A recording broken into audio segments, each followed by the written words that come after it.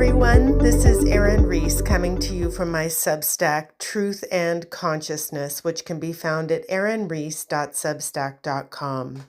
First of all, I want to wish you all a very happy summer solstice.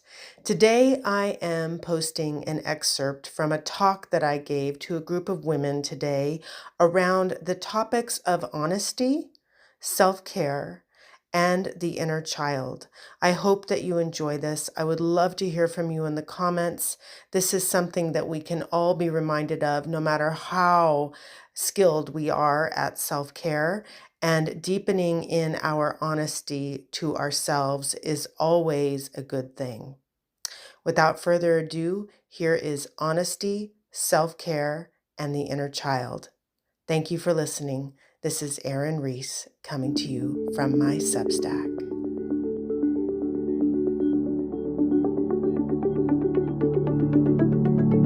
Honesty will lead you where you need to be.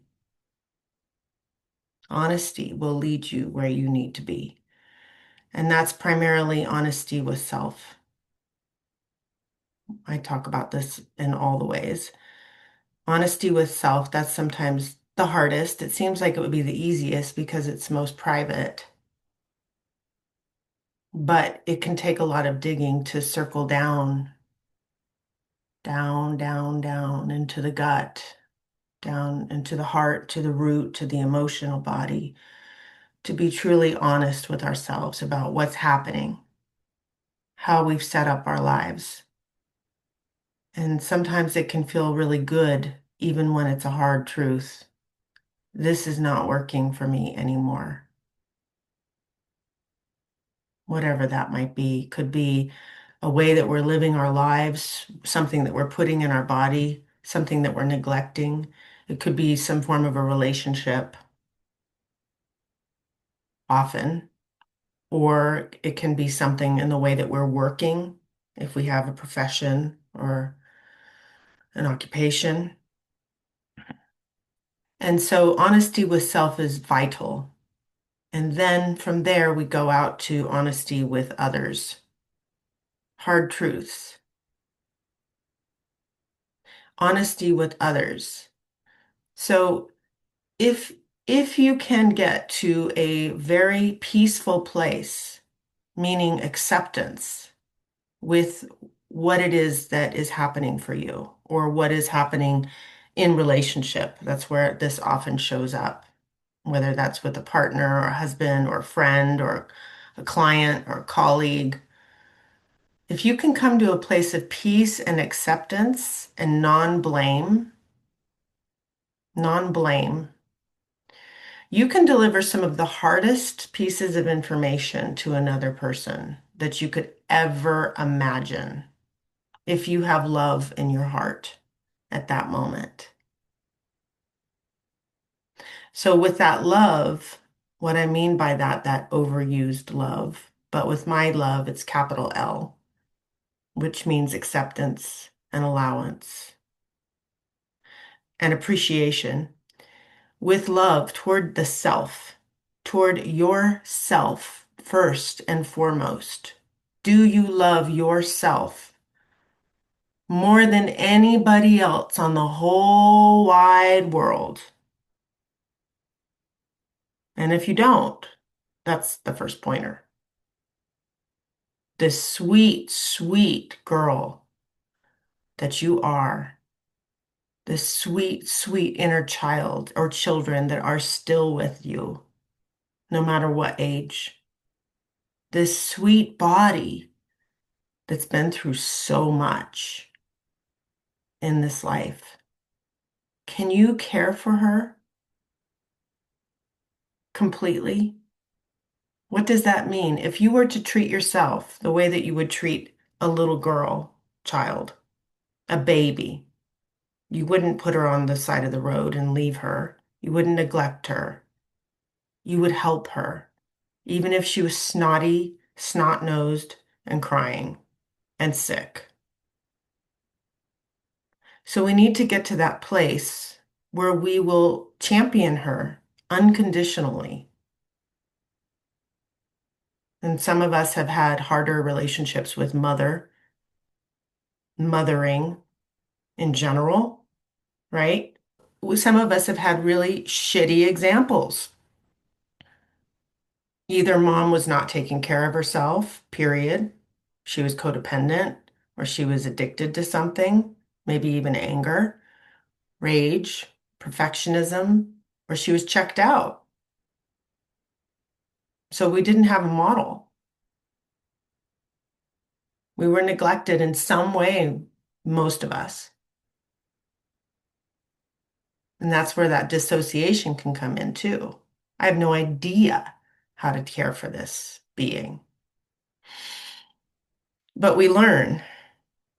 We learn because we know that this is the right direction. And even though we do it poorly at times, or we just want to give up the whole thing, it's so exhausting to have another child to care for every day in, day out. She needs lots of things. She needs lots of things. She needs play. She needs good food. She needs stimulation.